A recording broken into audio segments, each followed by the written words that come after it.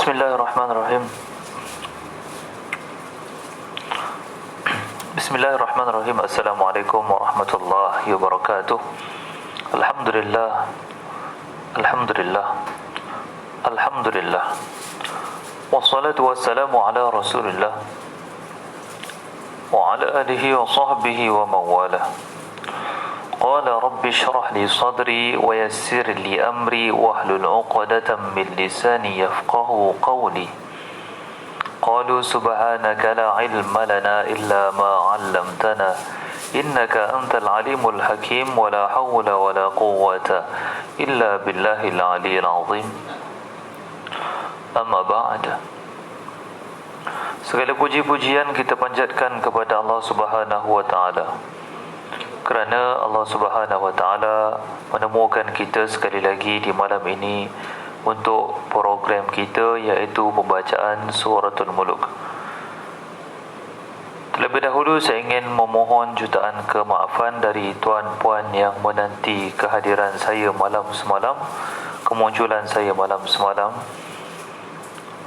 Saya tidak dapat buat live malam semalam oleh kerana keadaan kesihatan saya yang sedikit terganggu, dan saya memerlukan rehat di malam semalam lah. Alhamdulillah malam ni Alhamdulillah Allah bagi tenaga yang lebih, walaupun tadi makan pulut cawan, lemang cawan ke pulut cawan ke kan orang rumah buat kan. Jadi patutnya makan pulut dengan santan, dengan patutnya ngantuk, tapi alhamdulillah belum ngantuk lagi. Okey.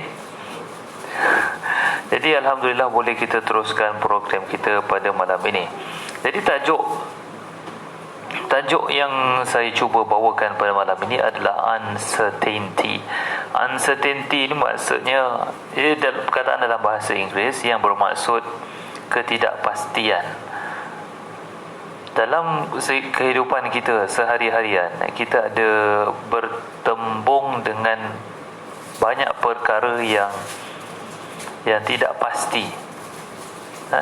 Banyak perkara yang tidak pasti. Kita bertembung dengan perkara yang maksud saya tidak pasti ni maksudnya perkara tu kita tak tahu. Kadang-kadang kita tak tahu mana pangkalnya, mana hujungnya. Kadang-kadang kita tak tahu apakah bila kita buat sesuatu itu hasilnya, apakah A akan kita usaha untuk A, apakah kita akan dapat A, atau adakah kita usaha untuk A tapi kita dapat B.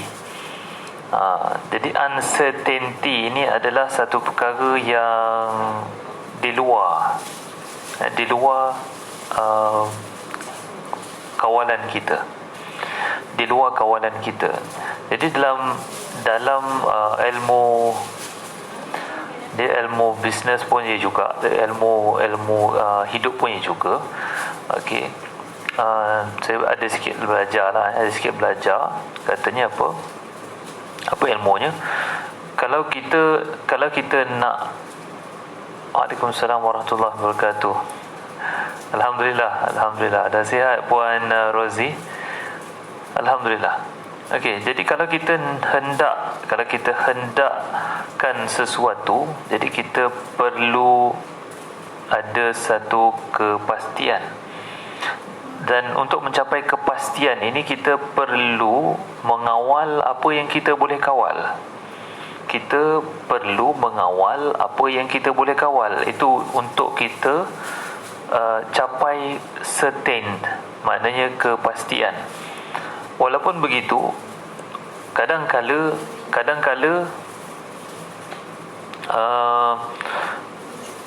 walaupun kita begitu pasti, kalau kita buat contoh kita pula apa benda kita, kalau kita buat sesuatu, contoh kita kita jawab peperiksaan,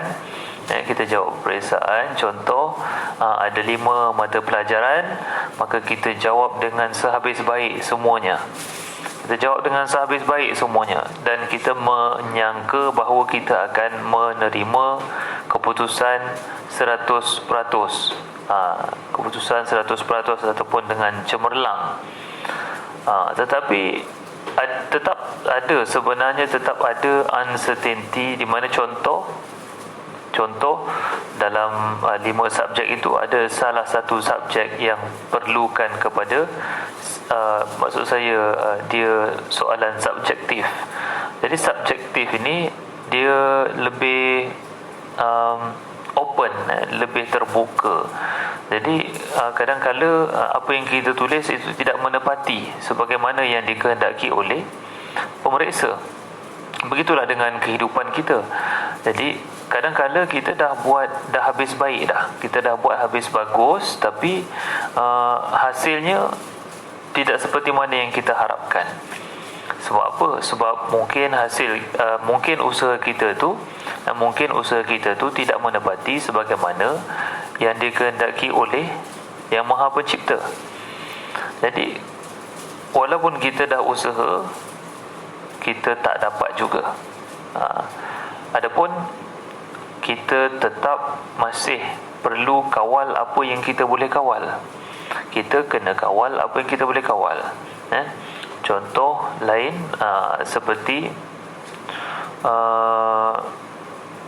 kita tak boleh kawal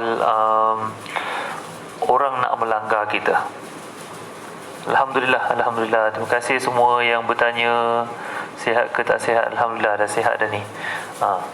Jadi contoh kita tak boleh, kalau kita memandu kenderaan, kita bawa kereta ataupun bawa motosikal, maka kita boleh kawal kenderaan kita.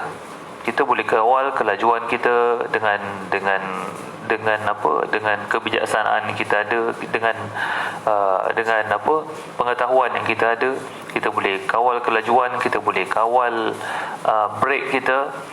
Tapi ada benda-benda yang di luar kawalan kita. Seperti apa? Seperti orang lain yang mana mungkin ada akan yang melintas jalan, mungkin ada yang memotong kenderaan kita, maksudnya dia pintas kita, ataupun mungkin ada yang buat onar atas jalan. Buat onar macam mana? Mungkin road bully, pembuli jalanan. Jadi kita tak boleh nak kawal. Yang itu kita tak boleh kawal. So kita kena kawal apa yang ada pada diri kita. Begitu juga dengan emosi. Kita nak orang interact dengan kita, kita nak orang berinteraksi dengan kita cara baik. Maka kita sendirilah yang kena memulakan interaksi, memulakan komunikasi cara yang baik. Ini cara untuk berhadapan dengan orang. Contoh, kita didatangi satu orang yang tiba-tiba nak marah dengan kita, maka apa yang boleh kita balas pada dia? Takkan dia marah kita pun nak marah? Tak boleh, nanti dia akan jadi pergaduhan. Jadi cara macam mana? Caranya, mula-mula kita akan tinggikan suara dulu. Encik ni sebenarnya benda tu bukannya macam tu. Dia gitu. Tu cara kawal dia. Dia datang dengan marah, kita pun mula-mula tinggi suara, lepas tu kita slow. Itu cara dia. Ni ilmu lah. Ini salah satu ilmu untuk kawal kemarahan orang pada kita. Jadi saya nak drag perkara ni kepada uncertainty, iaitu di dalam alam kubur. Di dalam alam kubur dan di padang mahsyar kelak. Jadi ini adalah satu uncertainty yang sangat uncertain. Tidak begitu, sangat tidak pasti apakah kesudahan kita. Apakah kesudahan kita? Bagaimana kesudahan kita? Seseorang itu dia akan mati dengan tabiat ataupun habit dia, perangai dia yang paling dia sukai. Kalau sepanjang dia hidup dia suka sangat solat, maka dia akan mati, insya-Allah mati pun dalam solat. Ataupun kalau dia sepanjang dia hidup dia suka sangat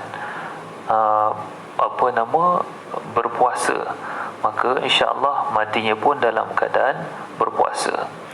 Kalau sepanjang hidup dia suka sangat tidur, maka insya-Allah matinya pun dalam tidur. Kalau dalam sepanjang hidup dia suka memandu dengan bahaya, maka kemungkinan matinya pun nanti dalam keadaan memandu dalam keadaan bahaya. Jadi kita akan berkesudahan dengan apa yang paling kita suka. Jadi kalau kita nak mati dalam keadaan solat, kalau kita nak mati dalam keadaan sujud, kalau kita nak mati dalam keadaan husnul khatimah, maka hendaklah kita ubah cara hidup kita. Sekarang lah, maknanya kita kena kawal apa yang kita boleh kawal. So sekarang ni kita dah kena kawal apa yang kita boleh kawal. Kita kena kawal cara kita menghabiskan masa. Baru-baru ni saya terkesan dengan salah satu video saya temui, video dari Ustazah Asma Harun. Dia membual seorang bekas guru, kira guru lah, guru umurnya dah 70, Allahumma salli ala Muhammad, kalau tak silap saya ingat saya 72 ataupun 74 tahun. Cikgu ni umurnya dah 74 tahun kalau tak silap ingat saya lah. Jadi cikgu ni dia kata setiap hari dia akan khatamkan, setiap 3 hari dia akan khatamkan satu juzuk. Satu hari 10 juzuk, tuan-puan. Satu hari 10 juzuk, besok lagi 10 juzuk, lusa lagi 10 juzuk. Macam mana dia buat? Setiap hari dia akan baca selepas solat, setiap waktu solat. Lepas waktu solat tu, selepas subuh dia baca 2 juzuk, lepas zuhur dia baca 2 juzuk, lepas asar dia baca 2 juzuk, lepas maghrib dia baca 2 juzuk, lepas isyak dia baca 2 juzuk. 3 hari sekali khatam satu Quran, tuan-puan. 3 hari sekali khatam satu Quran.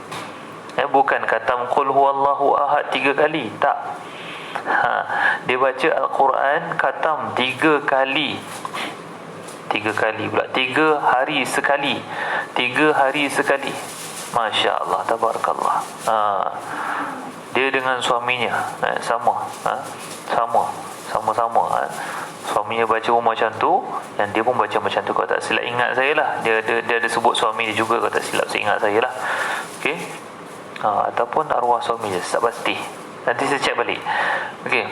So apa yang menarik ni dalam perbualan Ustazah Asma Harun ni dengan cikgu ni adalah, cikgu ni sempat dia kata dalam banyak-banyak tu saya sempat tangkap satu benda. Dia kata masa tak terbuang, kata dia. Saya macam sentap dalam hati, sentap. Sebab saya ni umur dah 37, kalau bulan Islam dah 38. Jadi sepanjang hidup saya banyak dah buang masa. Tu dia ceritanya. Saya dah banyak sangat buang masa dengan handphone. Tengok handphone lama-lama, tak apa dibuatnya, kan. Dulu duk main kereta banyak, main kereta buat kereta lah, kan. Banyak sangat buang masa tu, sangat banyak. Jadi bila cikgu ni kata umur dia dah 74 tu, umur dia dah 74 tu, dia boleh cakap Alhamdulillah, Alhamdulillah masa tu tak terbuang macam tu je, masa tu sentiasa terisi. Macam mana masa dia tak terisi? Habis kalau dah dia memang baca Quran aja, memang terisi lah masa dia dengan benda yang bermanfaat. Bayangkan kalau sepanjang hidup dia, itulah prinsip dia. Bayangkan kalau sepanjang hidup cikgu ni, itulah prinsip dia, masa tak terbuang. Allahu Akbar. Ruginya saya ni dah 37 tahun, masuk 38. Saya selalu sangat buang masa. Sampailah sekarang ni, kadang-kadang ada juga buang masa. Menong lah, itulah inilah, buang masa. Jadi bila fikir-fikir balik, rugi jadi orang macam ni. Rugi jadi orang sebab asyik nak buang masa je kerjanya. Jadi bila kita dah dengar macam ni, lepas ni kita jangan buang masa. Ada masa terluang, gunakan sebaik mungkin. Kurangkan masa untuk tidur kalau boleh. Dulu saya ada dengar satu ceramah juga daripada ustaz ni. Dia kata sebenarnya kita perlukan tidur ni, untuk dewasa sebenarnya kita perlukan tidur cuma 4 jam sahaja, 3 hingga 4 jam sebenarnya. Selebih tu itu rasa ngantuk ke apa tu, semua tu macam biasalah kata dia. Dahsyat ustaz ni. Jadi yang saya nak katakan tadi adalah kita sebenarnya boleh kawal apa yang kita nak kawal. Kita boleh kawal diri kita, kita boleh kawal masa kita, kita boleh kawal persekitaran kita dengan adanya diri kita. Maksudnya kalau kita nak menempatkan diri kita dengan cara bagaimana kita nak menempatkan diri kita di sisi Allah. Sama ada kita nak masuk kubur nanti dengan keadaan dalam kubur nanti kita disiksa, ataupun dalam kubur nanti kita nak jadikan kubur kita tu satu tempat daripada taman daripada taman-taman syurga, ataupun satu lubang daripada lubang-lubang neraka, ataupun kita nak menjadikan kubur kita tu satu tempat rehat bagi kita sementara kita nak pergi ke padang mahsyar nanti. Maka sekaranglah masanya, sekaranglah waktunya untuk kita gunakan, untuk kita kawal apa yang kita boleh kawal, untuk kita gunakan masa sebaik-baiknya. Firman Allah Subhanahu wa taala, Bismillahirrahmanirrahim, wal 'ashr innal insana lafi khusr illa alladhina amanu wa 'amilus solihati wa tawasaw bil haqqi wa tawasaw bis sabr. Sadaqallahul azim. Demi masa, Allah kata, demi masa, Allah bersumpah dengan nama masa. Allah bersumpah dengan nama masa.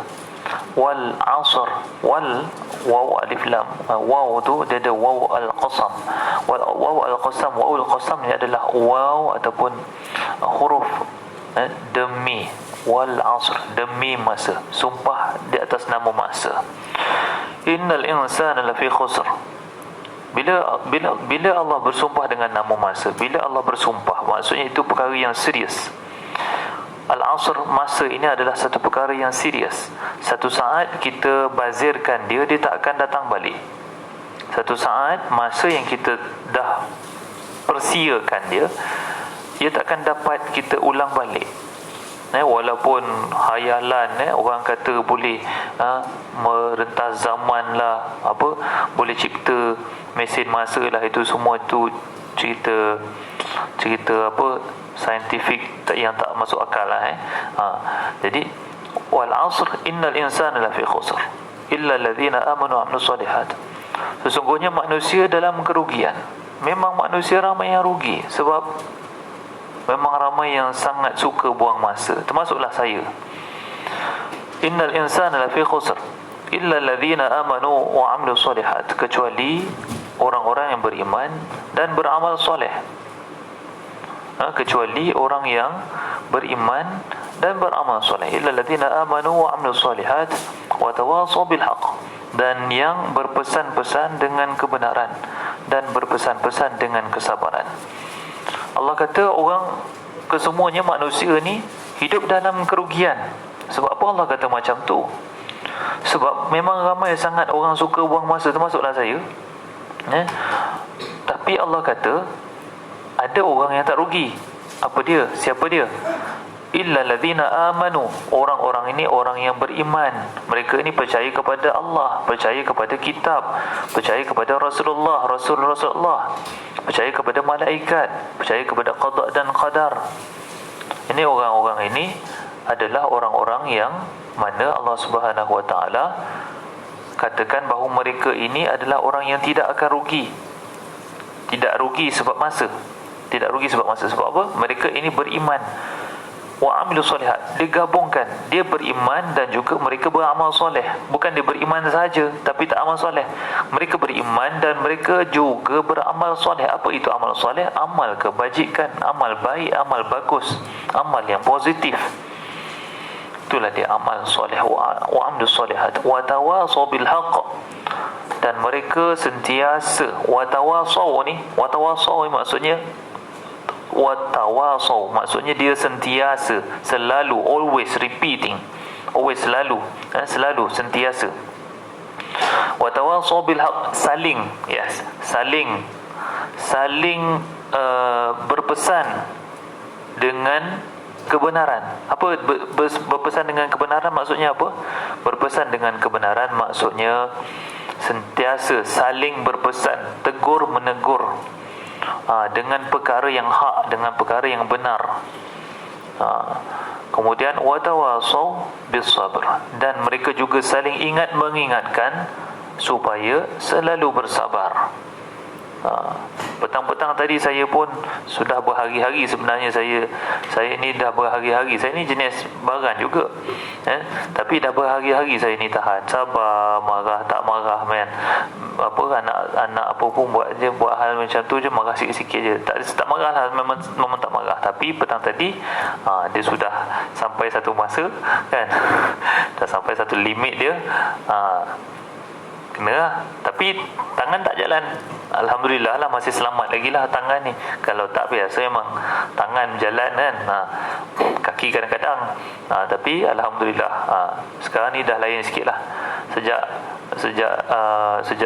dah banyak ingat mati dah, mudah-mudahan kan. InsyaAllah lah kan, mudah-mudahan. Okay, itu hari adalah join kelas urus stres dengan DMFK. Alhamdulillah lah, sikit sebanyak tu merubah juga lah diri saya, mudah-mudahan lah insyaAllah. Tapi petang tadi memang habis lah, bocor dah tadi. Okay. Sentap juga saya Ustaz, 3 muka surat sehari. Saya dah rasa banyak, sedangkan kalau banding dengan cikgu ni celah gigi je. Betul, saya pun gitu juga. Memang kita rasa kita sibuk, kita rasa kita sibuk. So itulah dia. Sebenarnya untuk baca Quran ni kita bukannya kena tunggu masa lapang. Kelas tu kat FB ke? Bukan Puan Zaimah. Kelas tu dekat itu hari kelasnya melalui Zoom, kelas melalui Zoom. Adapun kalau nak semak DMFK Datuk Muhammad Fazilah, Datuk Dr. Muhammad Fazilah Kamsah punya, dekat FB pun ada banyak video-video dia, live dengan dia pun ada banyak, boleh join lah. Memang kita rasa kita sibuk dan kita sebenarnya banyak, bukan kita kata buang masa, tapi kita banyak menunggu masa lapang baru kita nak baca Al-Quran. Sedangkan untuk baca Al-Quran ni sebenarnya bukan kita nak tunggu masa lapang, kita kena create masa, kita kena bentuk satu masa yang memang khas untuk kita baca Al-Quran. Itu sebenarnya, bukan kita kena tunggu masa lapang. Kalau kita tunggu masa lapang, memang jawabnya kita tak akan ada masa lapang untuk baca Quran, dan selain bulan kita langsung tak baca Quran pada hari itu. Okay, itu memang pengalaman sendirilah. Bila kita tak cari masa untuk baca Quran, memang kita tak akan baca Quran langsung pada hari itu. Okey tuan-puan, itu saja culatih saya untuk malam ini. So kita akan back kepada kita punya topik asal, iaitu pembacaan Suratul Muluk. Marilah bersama-sama dengan saya insya-Allah. Kita dahulukan dengan Ummul Kitab, kita hadiahkan buat yang termulia junjungan kita baginda Nabi sallallahu alaihi wasallam, ahli keluarga baginda Nabi sallallahu alaihi wasallam, para sahabat, tabi'in dan mereka yang menuruti mereka itu dari masa ke semasa hingga ke hari kiamat. الفاتحة. أعوذ بالله من الشيطان الرجيم. بسم الله الرحمن الرحيم. الحمد لله رب العالمين الرحمن الرحيم مالك يوم الدين إياك نعبد وإياك نستعين اهدنا الصراط المستقيم صراط الذين أنعمت عليهم غير المغضوب عليهم ولا الضالين.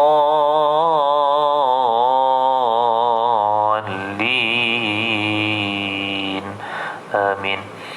Puan Zaimah, Alhamdulillah betul. Alhamdulillah, Puan Zaimah kata betul. Ya, Alhamdulillah betul. Thank you nasihatkan saya. Ya, thank you juga sebab sudi dengar celoteh saya. Dan sama-samalah kita menasihati. Kalau saya salah, tolong tegur. Ya, betul Ustaz, saya susun waktu mengaji selepas solat subuh dan asar. Alhamdulillah, Puan Siti Zaliha, tahniah kerana berjaya menyusun waktu untuk mengaji. Ya Allah memudahkan rezeki kita semua, insya-Allah. Amin ya rabbal alamin. Baik, kita pergi kepada suratul Mulk kita, insya-Allah. Kita malam ni saya berhasrat untuk go through satu persatu. Sebab apa, saya sudah ada satu date untuk saya ada permintaan lah. Kawan saya tadi dia nak minta tolong saya settlekan masalah dia berkenaan dengan dia punya bisnes. Saya ni bisnes bukan bagus sangat, tapi orang minta pendapat. Saya ni bisnes bukan bagus sangat, tapi orang minta pendapat. Jadi Alhamdulillah lah, mana kita tahu, kita boleh kongsi lah. Rezeki memang rezeki berbeza-beza. Kita ada ilmu, tapi rezeki Allah bagi cara lain. Jadi begitulah. Ilmu ada, tapi Allah bagi rezeki cara lain. Okey. Jadi so kita akan go through satu persatu tanpa membaca terjemahannya, dengan kiraan 3 2 1. A'udzu billahi minasy syaithanir rajim.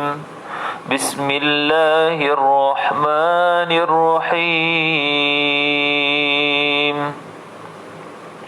Tabarakalladzi biyadihil mulku wa huwa ala kulli syai'in qadir. Alladzi khalaqal mauta wal hayata liyabluwakum ayyukum ahsanu amala wa huwal azizul ghafur. الذي خلق 7 سماوات طباقا ما ترى في خلق الرحمن من تفاوت فارجع البصر هل ترى من فطور ثم ارجع البصر كرتين ينقلب إليك البصر خاسئا وهو حسير ولقد زينا السماء الدنيا بمصابيح وجعلناها رجوما للشياطين وأعتدنا لهم عذاب السعير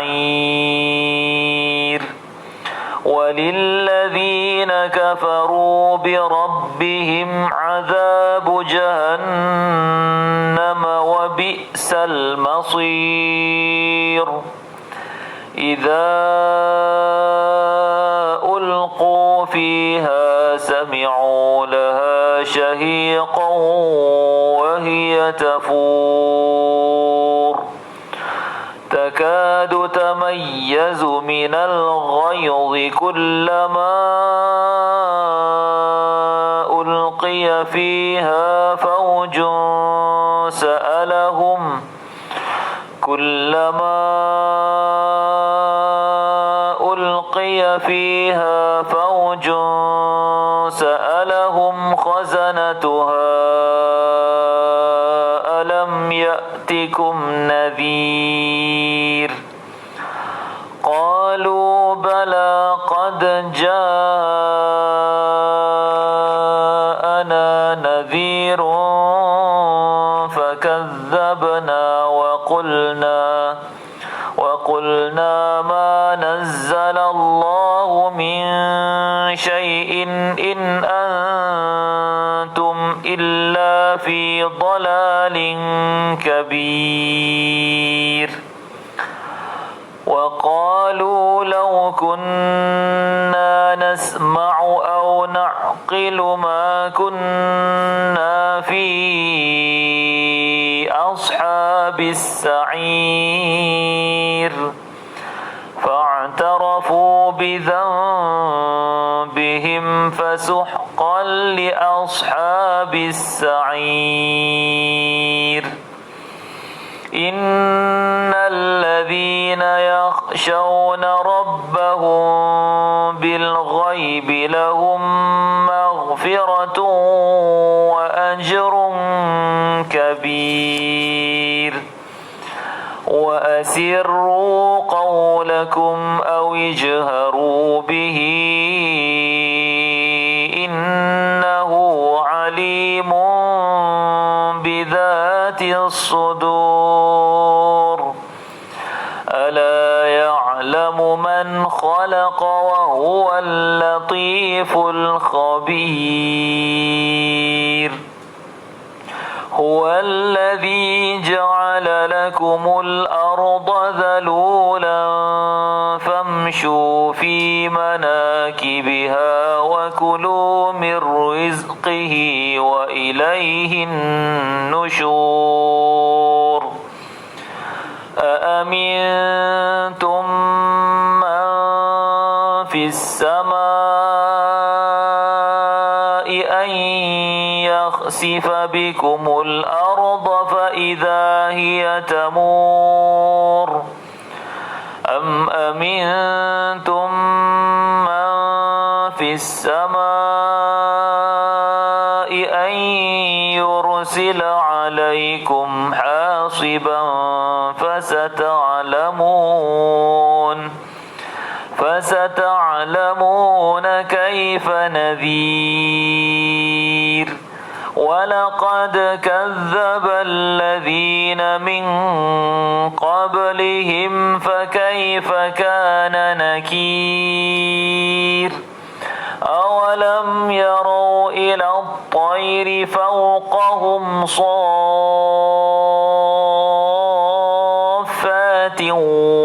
ويقبضن ما يمسكهن إلا الرحمن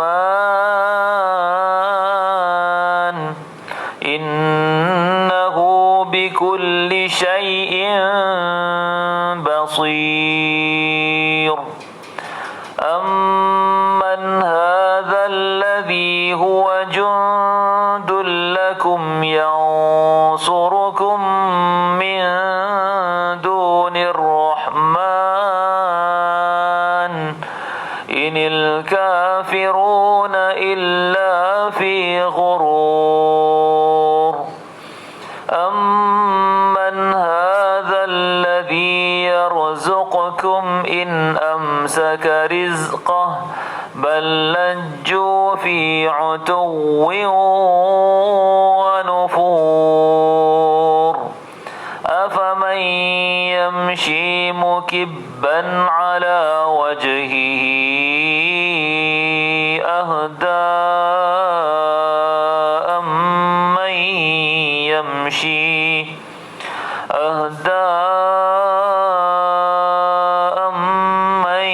يمشي سويا على صراط مستقيم قل هو الذي أنشأكم وجعل لكم السمع والأبصار والأفئدة قليلا ما تشكرون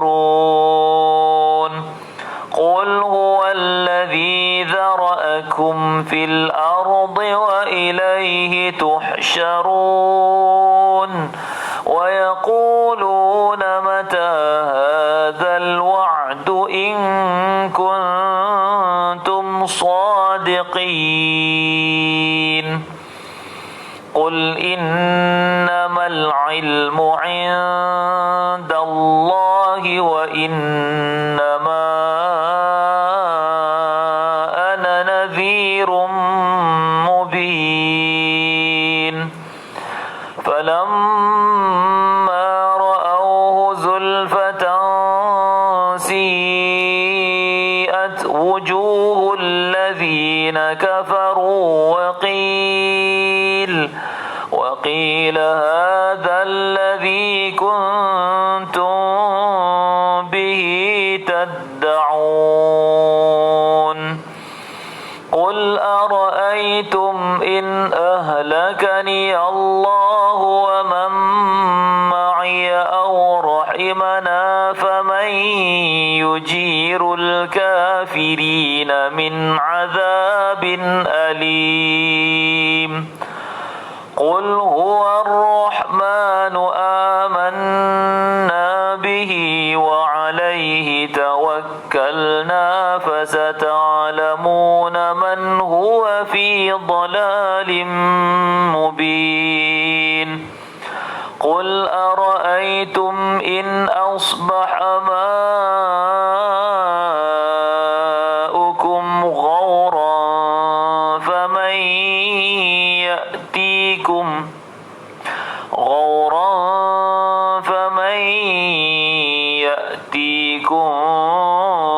بماء معين صدق الله العظيم